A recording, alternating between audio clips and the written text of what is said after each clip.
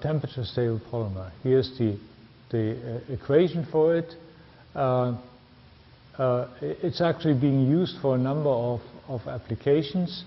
You can use it as seal, insulator, fibers for protective garment. Actually, firemen usually have actually this material sort of in their suits because it's so temperature resistant. But also other one, here firemen, but also race car drivers and so on. You can make actually films and membranes, and then it becomes conductive when you dope it actually with phosphoric acid. And that's shown here, where you see actually pKa value for PBI and phosphoric acid, and then when you dope it actually with phosphoric acid, you get a proton conductivity of the material. So this is then sort of what happens after doping it. Then you move the pKl values actually much closer, and you get the formation of a protonic charge carrier to do the conduction process in the membrane. So this shows a picture of these possibilities, how you link then the polymer with other groups in the polymer. I have to say though that these models, as are shown here, are a little bit disputed. I don't want actually to sort of criticize Professor Lee here. That's sort of the model they have developed. But there are other people that say, essentially you put the phosphoric acid in there, but essentially it operates like a shell to the conduction process, a little bit like the naphthalene is for the water. So the naphthalene itself is not functionalized, but it's actually that the protons move in the water channels. We have discussed that actually the last time. And some people say that for the phosphoric acid it's sort of a similar thing, that there are channels of phosphoric acid and that's where the conduction process occurs. So essentially the PBI doped with phosphoric acid behaves like phosphoric acid and not like some other mechanism. So this shows now some conductivity values as a function of temperature, different type of polymers. Here you see actually some sort of polymer that's fairly high actually in conductivity. You see how the dependence is on the amount of phosphoric acid you put in. This is 6 phosphoric acid per PBI, no, close to 6. Here you have 6, here you have 11, here you have 39. You see a lot of phosphoric acid actually goes in there, and you're still actually below the phosphoric itself. Here you see the values for naphthalene 117. It is actually at the lower temperatures, naphthalene is better than this, but you see at the higher temperatures you can have quite good conductivities in this membrane. And that makes it encouraging to use. So this is like the comparison with the naphthalene membrane in terms of the conductivity. Now what's important is then to look at the performance when you make a fuel cell of it. So you take actually the PBI and then put electrodes on this, typically carbon felt electrodes with platinum catalyst, and these curves are really sort of different types, and I don't know if it's the last possibilities. You see one thing is that the temperature sort of lies around mostly 160 degrees C. The original idea was to use it up to 200 degrees. Or actually I have to say the original idea was, oh, maybe I can go to 400 degrees because the polymer is stable up above 400. But then it turns out when I dope this with phosphoric acid, Tg dramatically goes down. So the polymer itself is stable, but when I bring it in contact with the phosphoric acid, then the stability actually goes down, and goes down actually to about 200. But then it turned out actually even 200 is a little bit too high for stability reasons, and so mostly it's operated now around 160. And you can see that here the best performance is by Plug Power in the US. Volkswagen has done some work on this, and then some other companies. Here actually these curves indicate when you go 0.7 volts is typically some where you judge actually some material. So at 0.7 volts you get about 500 milliamp per square centimeter, which is actually a quite reasonable value because that gives you about 150 milliwatt per square centimeter, which is a good power density for the material. But you will see in a moment that there are actually also some stability issues even for that performance. But in principle you can say it looks actually quite encouraging. So what are sort of advantages? Advantages are that you don't need to humidify the reaction because you know, in the naphtha membrane, the transport of the protons is by solvated protons, and you need all this water on the anode side, and that needs a humidification. And PVI doesn't need that. You have a wide temperature range, 130 to 210. 210 is pushing it a little bit, but for a short time it may be possible. So typically you operate actually in a temperature window where you always have gaseous water and all the components are gaseous, so the whole system is actually a gaseous system, and that makes the operational aspects definitely simpler, and also the cooling is easier. So one of the advantages of using the higher temperatures is in fact that when your feed gas has actually some CO, then the catalyst is not really poisoned to the same effect, or actually even not poisoned. You see a comparison here when you have 80 degrees.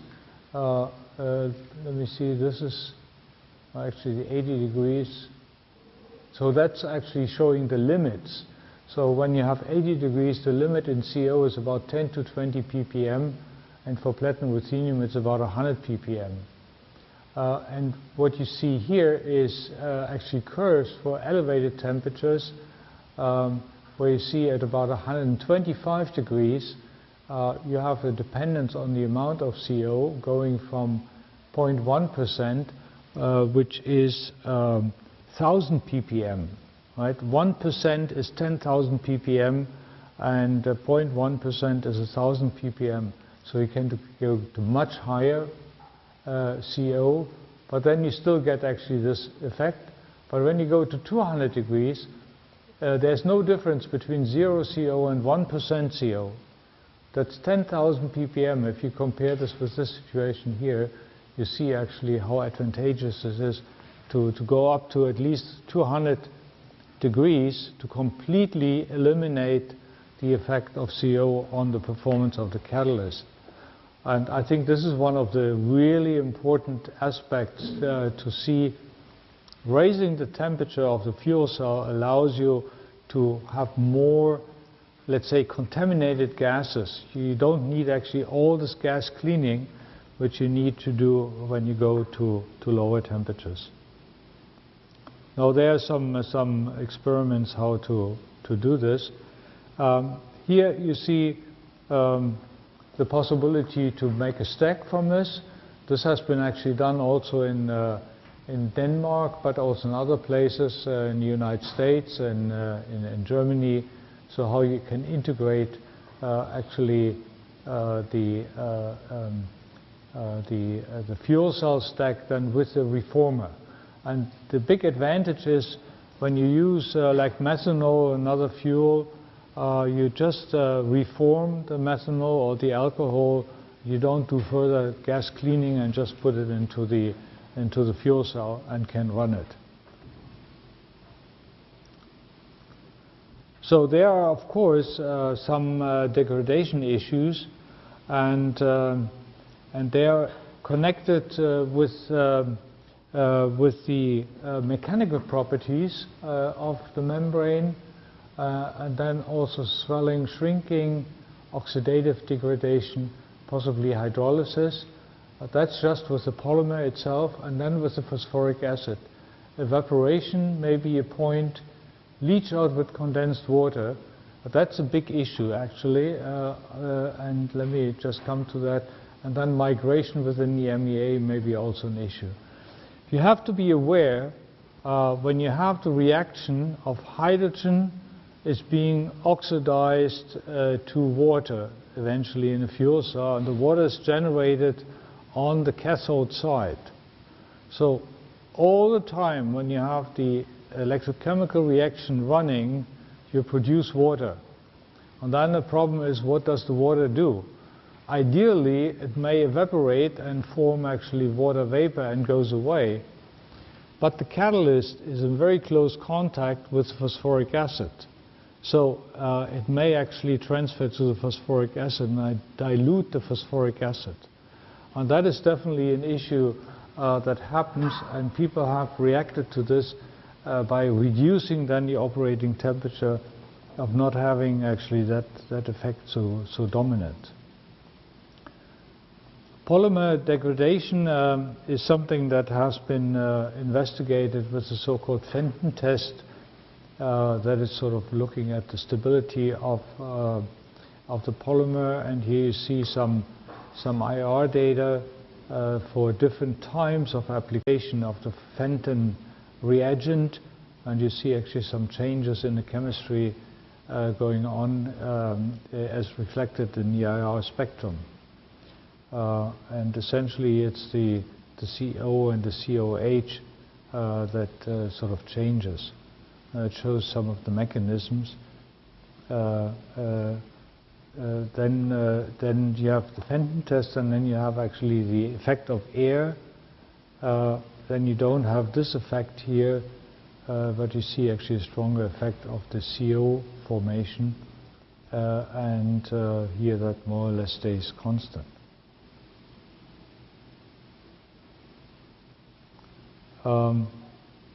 A very important aspect seems to be also weight loss of the PBI, and the weight loss is connected actually with the change in molecular weight of the polymer. You see the mass, sort of what's listed here is the mass remaining.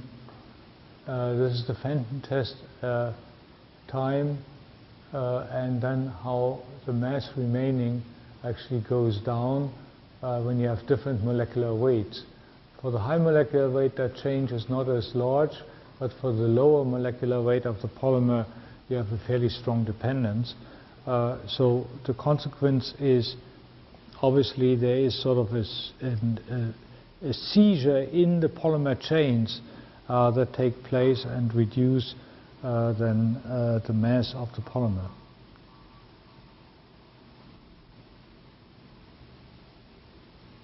Okay, this is sort of some of the chemistry associated with that, and how that happens. So the consequence of these degradation issues is then to go actually to high molecular weight PBI, and that gives you better mechanical strength, a better stability. However, the doping with phosphoric acid is considerably slower under these conditions, but you get actually a higher sort of stability. So this shows how these changes occur, and again the Fenton test shows actually sort of how the mass changes then occur for different molecular weights. Okay. So let me actually sort of skip this a little bit and go to what I said before. Acid loss is an issue, and there have been different investigations to look at this. That's shown here. It varies, the data vary actually depending on what time and how much what you apply. It's very interesting when you look at here this data that initially the total loss was actually very small, but then when you run it for a longer time, so you see actually that was the difference on the same condition, temperature and current, but you go from 1,700 hours to 8,000 hours, that then the total rate, that's the rate. It's not the total loss, but it's the rate actually, how many milligram per square meter in second, then this is very much accelerated. So for shorter times, it seems it's very stable, but then for longer times you get higher rates of degradation. Other people have found this actually also for shorter times. So this is definitely an issue, and if that can be overcome, then it's good, but you have to adapt for an operating system this possibility. Now, catalyst degradation, I don't want to talk about this here, because this is something that is an issue actually for all kind of fuel cells, and if you want to look at detail, then just look at your notes. One thing I want to emphasize, not that you get the wrong picture or so, also for PBI cells, you use the catalyst in a supported way. That means it's supported on carbon. And at elevated temperatures, you have actually a higher corrosion rate of this carbon substrate or the carbon support for the catalyst. And that is definitely a serious issue, especially on the oxygen side. At about 150 degrees, you get a considerable oxidation of the carbon already, and that hasn't so far not been solved yet. One can actually try at various points in modifying the carbon, go from amorphous carbon to more crystalline carbon. That helps. Then there have been some attempts to use multi-wall carbon nanotubes. That is also helpful, but probably eventually one needs actually to go to completely other materials, like oxidic materials, which have been actually discussed also for the PEM fuel cell, because that's an issue with PEM also.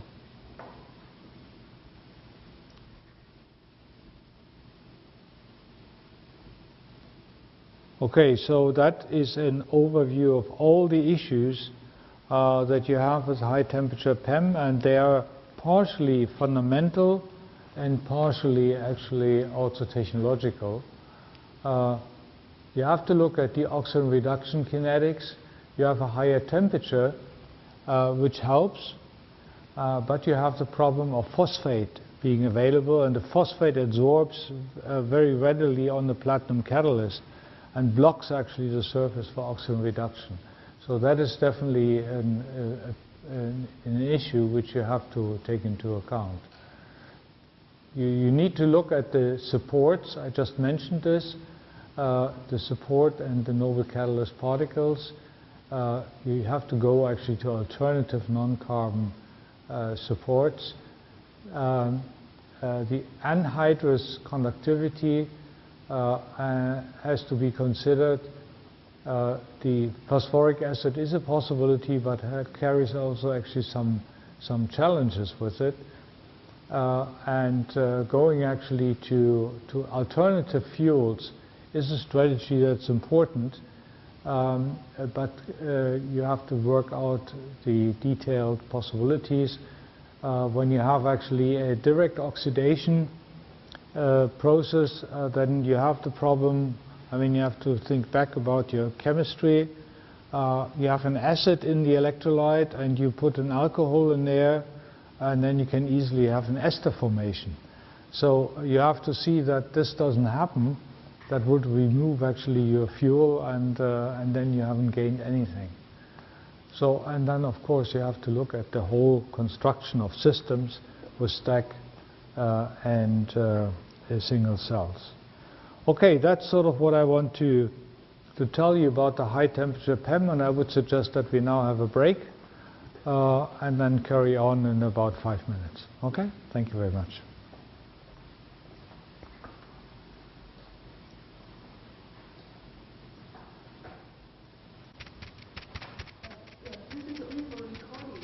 Yeah, I know. Yeah, but I'm asking him because I went out. Okay, it's good? Okay, very good. Everybody ready? Ready for the last running through the material? Okay, so this is what we want to discuss actually to the end is I want to go with you actually through some possibilities of alternative energy carriers, and specifically actually about alcohols, and then talk about the possibility of direct ethanol, or actually generally different direct alcohol fuel cells, but then specifically about direct ethanol fuel cell. And then the last point is something that is not fuel cell directly, but it's called battery. But you will see it has a lot of similarity to fuel cells. That's the so-called redox flow battery. Where currently mostly you use a vanadium system for the positive and negative electrode. But we have been working actually also on some alternative redox chemistry, and I just want to share this with you so that you see actually something about the latest development also in this area.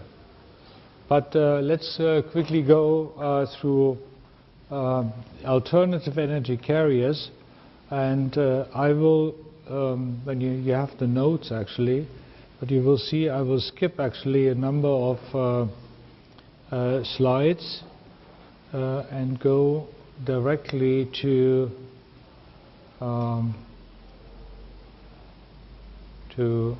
this slide. So that shows some possibility when you want to use an electric car. Then the question is, where does the energy come from? And if I say I want to use under all circumstances renewable electricity for my driving, then I would say that is taking the sun as the primary energy source. And the sun provides either wind or provides radiation, so I can have wind power or I can have photovoltaics. Both produce electricity that goes into a grid, and then the grid allows the distribution into some charging stations, and then the charging station, you see a little car, is able to provide the electricity and charge the battery, and then I have a range to drive my car. I have a battery car myself. That range is only 100 kilometers. Yesterday, when I came back from Goshen, I visited the battery company Goshen, and they drove me home with a Tesla. And the Tesla has a range of about 500 kilometers. So there are different possibilities you have for battery cars, but the disadvantage actually of a wide range is then you have a huge battery that's very heavy, and that also then gives you a bad efficiency of your transport. So anyway, but that's the scheme we know actually today. And I want to, and this is here put with a question mark, open up an alternative route to consider and see what the possibilities are with that alternative route. And that is using the solar energy again. And when we look out of the window, then we see all the trees and the green leaves everywhere. And that is actually all generated by solar energy. That plants grow, and in the forest, on the field, in the garden, it all comes actually by the sun. and produces biomass. A lot of that material in the woods, in agricultural areas, and also in the urban areas is actually waste. I produce a lot of bio-waste. And what is done today is take the bio-waste and put it on the landfill, and then on the landfill it decays and makes greenhouse gases. And one possibility is not to have it on the landfill, but rather take the bio-waste and process it to make ethanol from it. And I will show you in a moment actually what these processes are. And then the ethanol can be put actually into a distribution system, which we have already. We don't have to build up this in order to charge the cars, but we have actually a distribution system with our filling stations for liquid fuel that can be easily transferred from gasoline to ethanol, and then I can fill the ethanol into a car. And if I have actually a fuel cell in my car that is able to digest the ethanol, then I can drive an electric car based on solar energy, but actually with a much wider range than I have typically with a battery car. So I have the same scheme here. Solar energy is the source, an electric car is the application, but there are different pathways and different technologies how that can be achieved. And I think we always have to look at all the possibilities we have when you want to find the best technology for something. Now this is a general scheme overview. You can go through this actually in detail yourself, but I just want to point out this is something for lignocellulosic biomass, which is actually a lot of the biomass we have, especially a bio-waste. And there are essentially sort of three possibilities, and we have touched upon this for the hydrogen production already. You can use gasification, pyrolysis, and also hydrolysis. These are the principal ways actually of dealing with that. And for instance, in the process of hydrolysis, you can make aqueous sugars, and they can be fermented to ethanol, and that can be put into a direct ethanol fuel cell. But there are other ways actually of doing it, and I've pointed it out before. But the interesting thing is that the biomass, in fact, is able to produce actually fuels in addition to just, let's say, gaseous hydrogen. The efficiency of making ethanol from it is much higher. Now, what are the possibilities reusing waste? You can say, okay, I mean, if I look at my waste bin, it's not that much in my waste bin. So is that really a large source of energy? Now, when you look at the statistics, in fact, it is. And this shows numbers that have come from the United Nations. And we have used that to estimate a global ethanol production potential. So that means potential means how much I could make from waste into ethanol. And here are the numbers of it. So we have looked actually at three different sources. The one would be food waste, agricultural residue, and wood chips. There are actually even a few more, but let's just concentrate on those.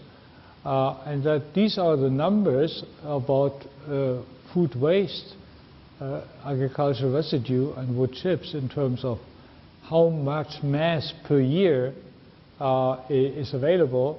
And then you can look at the ethanol production potential, actually considering one of these processes I showed you before.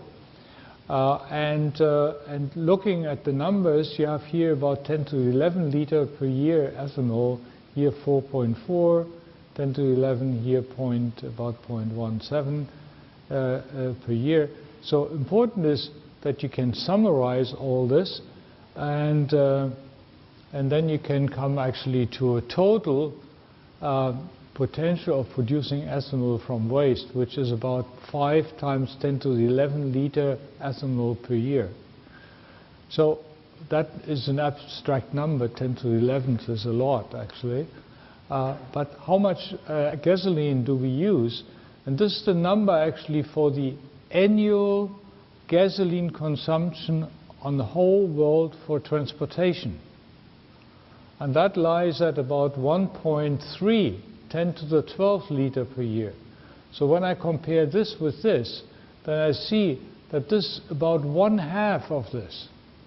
So I would be able, when I convert all the organic bio-waste to ethanol, I could replace 50%, about 50% of the gasoline worldwide by ethanol. And I can use that actually also in internal combustion engines because a little modification and I can burn ethanol instead of gasoline. But what comes in addition to that, that I save actually so much gasoline, is that the CO2 emissions can be reduced enormously because the bio-waste on the landfill produce a lot of greenhouse gases. And when I use it for making ethanol, then I don't produce the greenhouse gases, and in addition to that, I save all the gasoline. So I have a double effect in saving CO2. And probably, we haven't calculated this yet, but we will, you may even come to the situation that you have a positive CO2 effect. That means that you actually not increase the CO2, but you reduce the CO2 because you take more CO2 out of the atmosphere than you bring into the atmosphere. And at the same time, you can drive actually vehicles. So that is actually a lot of argument to think about ethanol as a potential fuel, and then you have to, of course, ask yourself, how does that behave in comparison to other technologies which we know and which we have already? And some of them are listed actually in this table, and it shows, let's say the first part of the table is for a battery car that's powered by a lithium-ion battery, and there's a comparison between like a European Union electricity mix averaged over everything in the European Union, and then compared with some Austrian numbers, because Austria has a lot of hydropower because of the mountains, and they have actually much less coal being burned. And then you calculate in the what you call well-to-wheel. This is well-to-wheel now, so that means you look at all the aspects, all factors that come into play in transport issues and making issues and so on and so on. How much emission of CO2 you have. And in comparing the EU with the Austrian situation, by using more hydropower you can considerably reduce the CO2 emission. Now the comparison actually to conventional systems is when you have an internal combustion engine, that number is sort of around 150.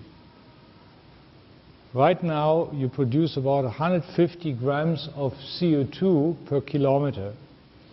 And using actually a situation like here, you cut down by using electric car on CO2 already. In China, probably it's a little bit higher because you have so many coal power plants, but still it is actually better to use an electric car even if you produce the electricity by coal power plants. The goals actually in Europe in terms of emission is to come for internal combustion engines to about 100, I think in 1 or 2 years is the limit. I don't know actually what the number in the US is right now, but they have similar goals actually, but maybe they change now. We're having a new president, who knows. There are always political implications in that, and you have to see what comes out of it. Now, comparing these numbers then with the situation of using actually a different primary energy, and this is like an organic material which you grow which I would recommend actually to put into your fuel tank, but just to see the comparison, is actually to have, let's say, sugar as the source, and you can compare two scenarios. You make ethanol from sugar beet by fermentation process and then transportation and so on. And in one case, you put this into a PEM fuel cell, where you have a reformer before that, or you put it in a direct ethanol fuel cell. And then you can do actually the same calculation, and you see putting it in a direct ethanol fuel cell saves you a lot actually in CO2. And you see in principle that for this situation, using actually a primary energy comes from biomass, use a much lower CO2 than you have actually in the previous case, where you have seen, let's say, for the situation here of EU, which is a reasonable mix of electricity, you have about 50 grams for the well to wheel, while here you have actually even in the worst case 20, but you can go down to 15. So that's quite a considerable saving already. And then when you would go, what we have been proposing, to go organic waste based on food waste, agricultural residue and wood chips, and go to direct ethanol fuel cell. So in principle, that emission would be the same, and that's the reason we put it in parentheses. But this calculation does not take into account the saving of CO2 by not putting the waste onto a landfill, where you produce actually additional gases. So the saving, as I said, probably you get a positive CO2 effect. That means that you would have a minus number here. So reduce the atmosphere actually by CO2 when you do this. So there's a lot of incentive actually in going for biomass, make ethanol from it, and then put it in a direct fuel cell. And looking at the situation, I mean, we have looked at worldwide situation, but looking at China, it becomes actually really interesting to see when you look at this is not the whole waste situation, but it's only municipal solid waste. That means only what's being produced in the cities. And most actually of the waste comes from the countryside, where you have agricultural processes where you take actually all the waste in the production of food and can use that. But already the municipal solid waste gives you more than 50% organic garbage, 70% paper and cardboard, and about 70% wood. So if you take this and this and this together, which you all can actually process, then you have a percentage of more than 65% of all the municipal solid waste could be used actually to make ethanol from it, and that would correspond actually to about 140 million tons per year in China alone.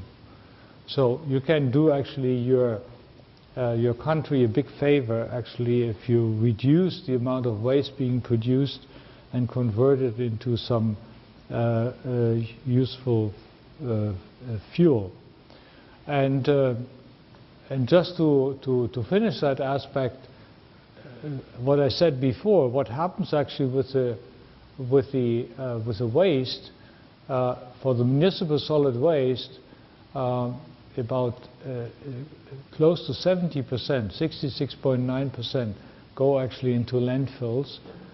There's an incineration of about 16%, which is also a technique that's not very desirable because it produces a lot of toxic gases. People are really not opposed to that, and then some other techniques. So the landfill is in fact the main goal, or actually where it ends up to have the waste, and one should actually take the bio waste and remove it from there.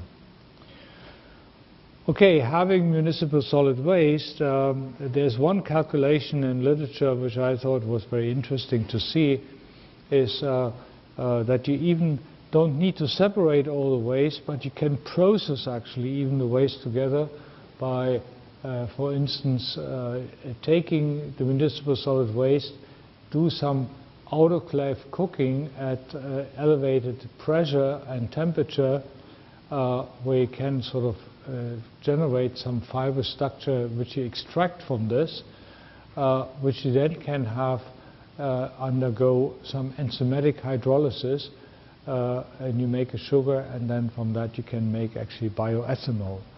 So with a few steps you are able actually to convert the organic part in the municipal solid waste into some fuel which can be used then for various energy purposes.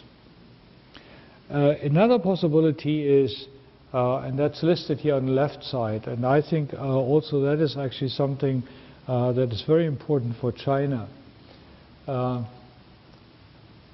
These are sort of different sources which we have discussed, is sort of energy crops. Energy crops means that you use actually land and grow energy plants, especially for energy purposes. Now, you would say, okay, that would be in competition to making food, and that's not what we want to do. But there are actually lands that are abandoned and are not used for agricultural purposes anymore, for various reasons. That the soil is not fertile enough. Some parts is that you have actually contamination of soil, so you can't grow actually food on this because of the contamination. And on the other hand, you could use that to grow energy plants. And here's a number actually that is sort of giving it worldwide. But the specific number for China is, what I've learned, is that already 1/3 of all the agricultural land in China cannot be used anymore for food growth because of contamination and bad soil conditions. But that can be used actually for energy plants. So you can, in a very focused way, generate energy plants without interfering with the food production. And as we understand actually that cycle, it's essentially the sun energy that gives us actually then the material on which we can do this, but we have to take into account all steps. There's one important aspect about biomass and bio-waste, is the fact that when you have actually like small amounts per square meter or so, then you take and tend to transport it to larger units. But that is all energy consumption, and I have to take this into account. And I have to optimize my streams in a logistic way so that I minimize the amount of energy that is necessary for also transportation and that. In well-to-wheel analyses, this is all taken into account. All aspects that contribute to energy consumption and pollution are taken into account, and that's necessary to do. So this would be like an ideal situation, actually, in terms of looking at a sustainable situation of energy in the future and having the right energy carrier, that is having photosynthesis, where you grow plants with the help of solar energy, you absorb CO2 from the air, then you harvest that material, which is non-food material and is not competing with food production, and then you go in refineries and use that as a fuel in transportation, where it's being released as CO2.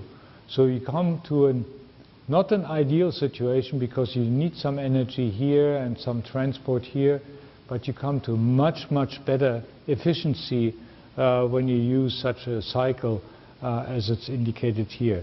And ethanol is actually a material that fits very well into such a cycle, of energy and fuel. Okay, and that then leads immediately to the question, direct ethanol fuel cell. So how can we actually have a fuel cell that can convert ethanol directly into electricity? And I want to show you actually a few aspects of this. We don't have the time to go through everything, but just a few aspects to show you that it's an interesting approach, that there are some aspects that are quite promising, and I think it's worthwhile to go into this direction. Now, the initial part is just to look at the different possibilities you have when you have ethanol as a fuel. So you start about here. This is just an argument about what ethanol is in comparison actually to other energy carriers, how to handle it, and so on. When you want to have an end energy of electric energy, there's of course the possibility that you use ethanol and you run an internal combustion engine, have an alternator and make electricity from that. And actually this is not the worst. When you look at the total CO2 balance, this is much better when you use actually biomass and come up to electricity, much better than what's currently being done with coal and even natural gas, because of that the material used here comes actually from nature already. When you want to use a fuel cell and you go for a PEM, then you have to go through all these stages here in between. That's reforming, high temperature shift, low temperature shift, purification, humidification, and then you are here. Very cumbersome and not very efficient. High temperature PEM has a very clear advantage that once you reform it, you can directly convert this. And that's a big argument actually for the high temperature PEM we just talked about. It makes that simpler. But it would be even better if you just take the alcohol, put it into a fuel cell and have electricity. Just one device that does it directly. It's most efficient and also in terms of the investment, it's much simpler. So that again shows actually how you can, with bioethanol, simplify this when you have actually let's say a higher temperature fuel cell. About 250 degrees is what we think is necessary. So you need to vaporize this, and then you have a catalytic burner for a system. So the system consists just of the fuel cell and two other components. And when you have a PEM fuel cell, shown here, it's much more cumbersome, with many more components and one less efficient also for doing it. Now, what is the electrochemistry behind this? Essentially, there are different reactions that can take place. This is ethanol that can be oxidized. You can oxidize the alcoholic group to aldehyde group. You can oxidize the alcoholic group to an acid group. And you can oxidize the total molecule to CO2. These are different intermediates here that can take or can occur, and you can make, actually you can also make an ester. That means when you have acetic acid formed, then this can react with the alcohol and then you form an ester. That would be also an intermediate, and that's actually something when you look at this with DEMS, that means differential electrochemical mass spectrometry. That's also what you see, actually, the formation of an ester as an intermediate. You see that the number of electrons vary, of course, and the complete oxidation is what you really want to have, and namely that you get from each molecule 12 electrons. So it gives you a lot of electricity out of it.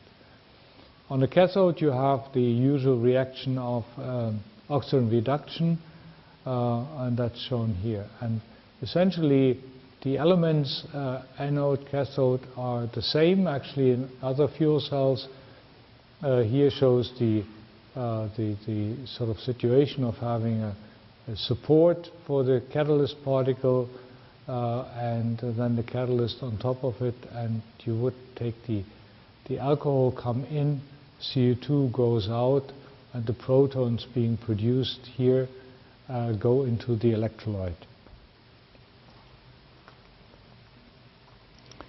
So a few studies that have been done actually on the effect of catalyst and temperature on the efficiency of complete reaction is shown here.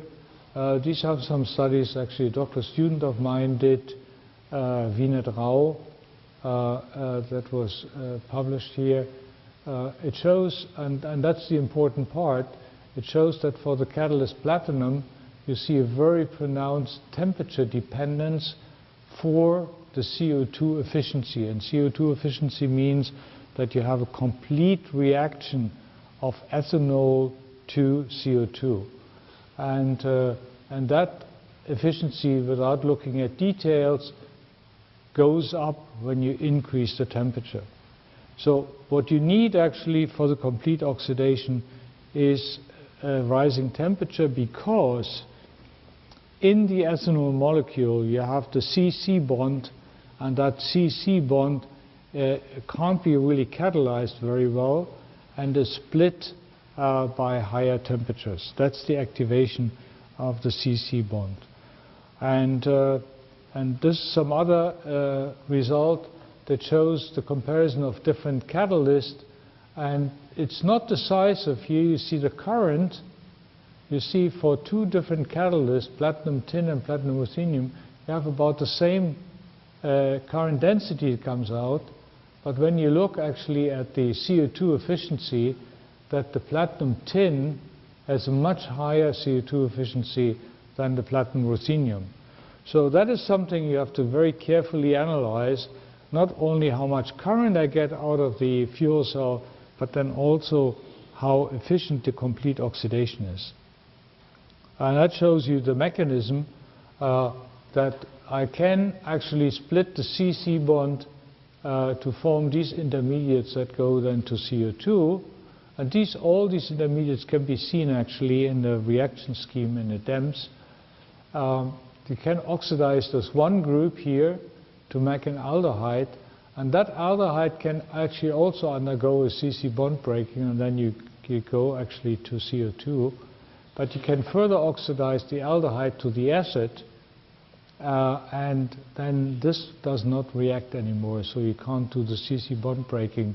It's very hard because it's stabilized by the acid group. That makes it a very low energy molecule.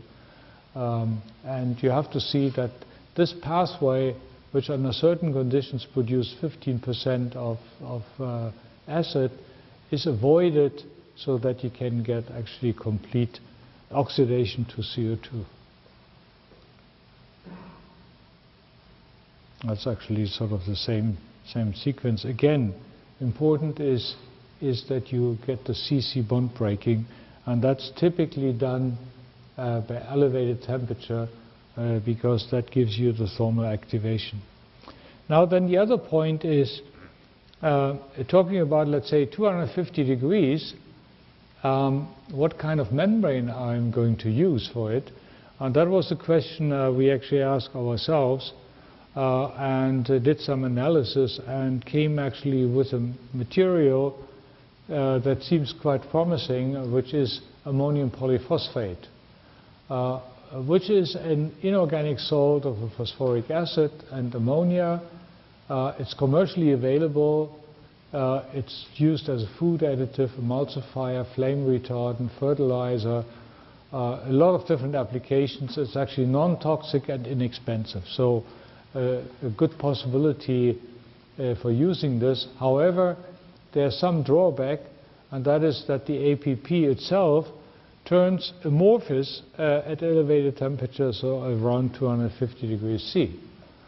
So there was some necessity to modify that material, and what we tried is actually to form composites with some metal oxides. And it turns out that you can do this with two metal oxides are advantageous. The one is titanium dioxide, and the other one is silicon dioxide. So when you can use either one, or you can actually use the combination of both. The combination turned out to be the best performance, and you can see in actually this is how it looks in the SEM. This is the APP, and then once you process it with silica, this is pure silica, then you have a changed morphology of the particles, and here shows some conductivity for the silica titania polyphosphate. So you see silica and titania is 1-to-1 ratio, and this is for different conditions of a dry membrane and a humidified membrane, and then you go back to a dry membrane, so the water uptake is reversible. But water aqueous situation enhances conductivity, and that's a very good thing, because in any sort of fuel cell reaction, you produce water, and if you didn't have that, then the danger would be that you dry out the membrane. But here you have the situation that you always have actually some water around, and that's beneficial for the conductivity, and you get a fairly high conductivity actually for this material. So then the next step was, this is a solid ceramic material, actually very hard material. Mechanical stability wouldn't be an issue, maybe it's a little brittle, but the problem is that, like in a solid oxide fuel cell, you have a certain thermal expansion coefficient, and then you have to match the electrodes to the thermal expansion coefficient of the electrolyte. And that makes this whole thing complicated. And so we were looking at the possibility if we can make actually from that material a flexible membrane. And in fact, we did this by embedding the active material, the active material, into a polymer, and this shows actually the ratio of 80 weight% of this material in 20 weight% polymer, and this is sort of in comparison to the material itself. Actually, this is the material, the APP composite itself, and this is in the membrane.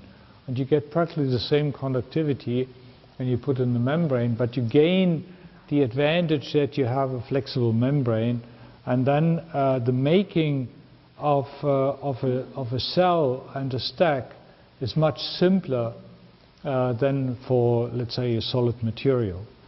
And so that is actually the situation. So making actually then a cell here and possibly making a stack should not be complicated in the same way as you do a high temperature PEM.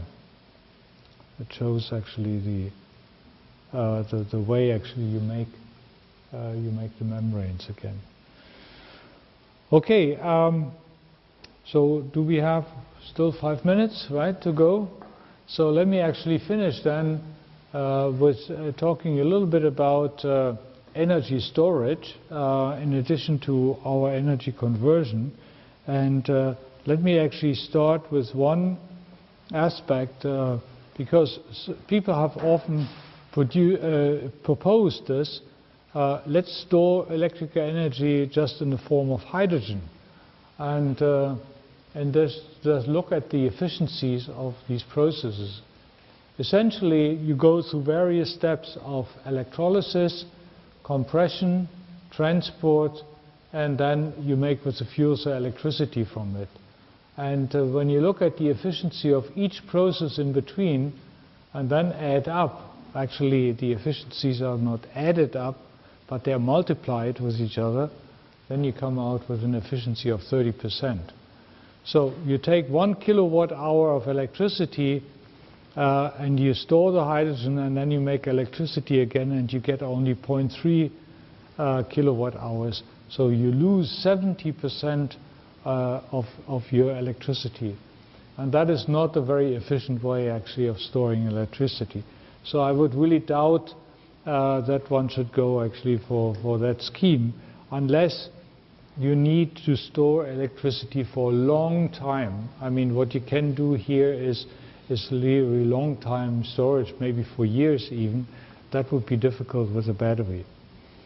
But there are actually batteries, and these are redox flow batteries, that have a very high ability to store the energy and a very high efficiency of when you put electricity in and you take electricity out. And these are sort of redox flow batteries.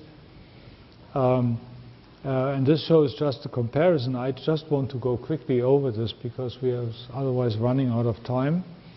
And I don't want you to have to spend more time here. So I rather hurry a little bit, and you look at your notes, then you get actually the other things. So this is an overview over the batteries, but I want to come actually to the redox flow batteries. So what are possible applications? For regenerative electricity, where you have intermittent production of electricity with wind or with solar, you can store this and then supply electricity continuously. One advantage of redox flow is that you can scale energy and power separately. All other batteries, the power and the energy are combined, and you can't scale it independently. And here you can do this. You have a high lifetime, cycle lifetime, and calendar lifetime, and you have typically also high round-trip efficiency. That means electricity to electricity you put in and you take out has a high efficiency. Okay, so how does it work? This is like the scheme right now. It's very common to use the vanadium system. On the positive side you have vanadium 4 and 5, and on the negative side you have vanadium 2 and 3. And in principle, this solution goes through this half cell, and here in discharge the vanadium 2 is oxidized to vanadium 3, gives an electron off, and on the cathode the vanadium 5 is reduced with that electron to vanadium 4. The energy density is given by the size of the tank, how much solution I have available for its discharge, and the power is given by this converter. And that makes it actually this independence of power and energy. And this is essentially like a liquid phase, but the cell is very similar to what you have in a fuel cell. It's only that I don't have gases, but I have a liquid. But I have electrodes here on both sides. I have a membrane in the middle of it. So that's, although it's called battery, it is actually very similar to a fuel cell. But when you go back in history, when the first fuel cell was built in the 19th century, it was not called fuel cell, but it was called gas battery. So you see how closely they are connected to each other. Okay, so the energy is stored in the electrolyte, and let me show you two aspects that are important to consider for actually the vanadium system. The vanadium system has a low energy density because you have the Faraday constant, the concentration and the voltage, but you have for the vanadium only one electron that's being exchanged. And you can't change these much, they are optimized. So what you would need to do if you increase that is have a redox system where you can actually charge more than one electron, 2 or 3. If you would have 3 electrons, you increase the energy density already by a factor of 3. So that's a very decisive factor here. So the consequence would be multiple redox centers and multiple redox oxidation states per redox center would help actually the energy density. Then the power density is essentially determined by the exchange current density of the reaction. So that gives you, for redox reaction, can be calculated by Marcus theory, and it's determined by the reorganization energy of your redox couple. The reorganization energy is a quantity, if you don't know what it is sort of the interaction of the central ion with the solvent molecule around it.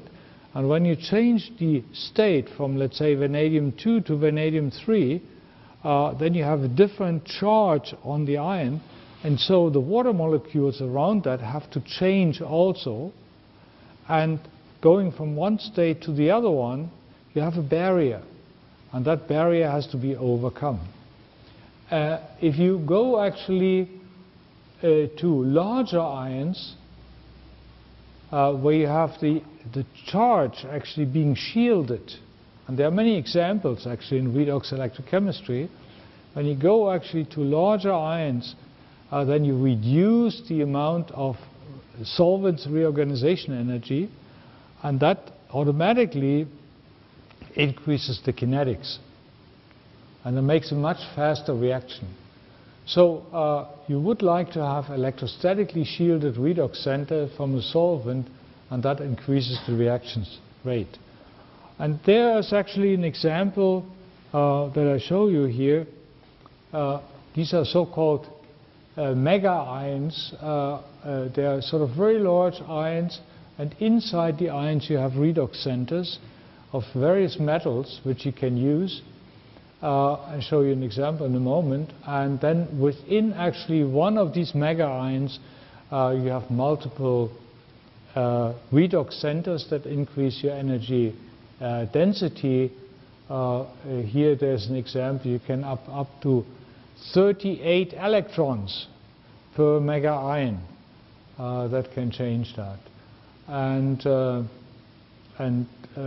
So that allows you actually then to have a much higher energy density.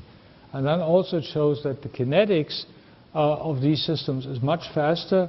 And one example is shown in this cyclic voltammogram. This is the vanadium with a green line, and this is actually one of these mega ions. And you see that you have very sharp redox peaks, which indicate there's a very fast kinetics of the electron transfer, multiple oxidation states. So if you look at the charge that's under this curve, is much higher than under the vanadium. So there is actually really the possibility to considerably improve the performance of such systems. And this just gives you, you have this also in your notes, what all the metal ions are that can be in such a cage and can be charged and discharged and give you the higher power density and higher energy density. Here's another one. Okay, but let's actually sort of get finished with this. This is actually some estimate we did about the solvent's reorganization energy of 100 millielectron volts, which compares to, let's say, about 1 electron volts or even above 1 electron volt for single ions like vanadium or iron or any of these systems. Okay, this is some sequence of reaction. So that's what I wanted to quickly show you in the end. Storage is important. Redox flow batteries have a lot of potential. One has to go beyond the current systems that are used, the vanadium system, and go actually to redox ions that are complex ions. We have actually done some experiments where we have found a coulombic efficiency of these redox systems, a coulombic efficiency of 98% of charge-discharge. So we are close actually to an ideal situation. So one has to work more on this to make a technology from it, but it's a very encouraging situation. So that concludes what I wanted to tell you in these two sequences. I hope it was enjoyable and you learned something. And if you have any questions, I'm here. You can ask me. Thank you very much.